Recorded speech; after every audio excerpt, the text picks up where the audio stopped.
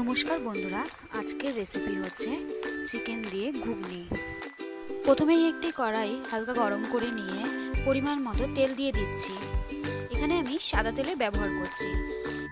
তেল গরম হয়ে গেলে আমি এখানে কেটে রাখা দুটো পেঁয়াজ দিয়ে দিচ্ছি। পেঁয়াজটা কিছুক্ষণ ভাজার পরে একটা বড় সাইজের আলু ডুমো ডুমো করে কেটে পেঁয়াজ আর আলু একসাথে ভেজে নিচ্ছি। আলু আর পেঁয়াজটা হালকা ভাজা হয়ে এলে আমি এখানে 1 চামচ আদা এবং 1 চামচ রসুনের পেস্ট দিয়ে দেবো। দিয়ে একটু হালকা করে ভেজে নিচ্ছি। এবার এখানে একে একে সব মশলার গুঁড়ো দিয়ে দেবো। প্রথমে হলুদ গুঁড়ো, লঙ্কার গুঁড়ো, ধনে গুঁড়ো, জিরে গুঁড়ো, কিছুটা পরিমাণ আমি এখানে চিকেন কষানোর মশলাও দিলাম। তারপরে দেব গরম মশলা। গুঁড়ো মশলাগুলোকে দিয়ে একবার মিশ্রণটি মিশিয়ে নেব। তারপরে সামান্য পরিমাণ নুন দিয়ে দেবো।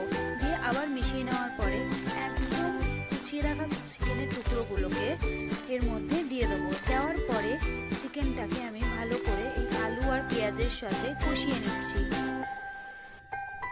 এখানে আমি আগে থেকেই মটরটাকে সেদ্ধ করে রেখে দিয়েছি। দিয়ে দিচ্ছি কেটে রাখা কাঁচা লঙ্কা, দিয়ে দিচ্ছি কাসুরি মেথি। কাসুরি মেথিটা অপশনাল, আমি নিজে ভালো লাগে বলে দিয়েছি। এবার যার যা খাবারের স্বাদের অনুযায়ী কাসুরি মেথিটা অ্যাড করতে পারে।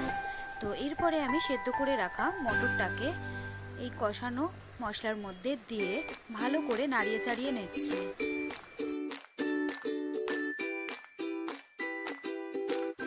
দিয়ে দিচ্ছি পরিমাণ মতো জল। জল টকবক করে ফুটে গেছে। তো এখন আমি এখানে সানরাইসের চানা মশলা, পুরো মশলাটাই আমি এখানে দিয়ে দিচ্ছি। দেওয়ার পরে ভালো করে আবার ফুটিয়ে নিতে হবে। তো এখানে আমার বানানো ঘুগনি তৈরি হয়ে গেছে। নামানোর আগে আমি সামান্য পরিমাণ এখানে বাটার দিয়ে নামাবো। আমার কাছে ধনেপাতা ছিল না বলে আমি এখানে ধনেপাতা ব্যবহার করতে পারিনি। ধনেপাতা দিলে একটু টেস্টের পরিমাণটা বাড়তো। তো যাই হোক, এখানে আমার মাংস দিয়ে ঘুগনি বা চিকেন দিয়ে ঘুগনি রেডি। যদি ভালো লেগে থাকে তাহলে একটি লাইক দিয়ে চ্যানেলটিকে সাবস্ক্রাইব করে আমার পাশে থাকবেন। ভালো থাকবেন, টাটা।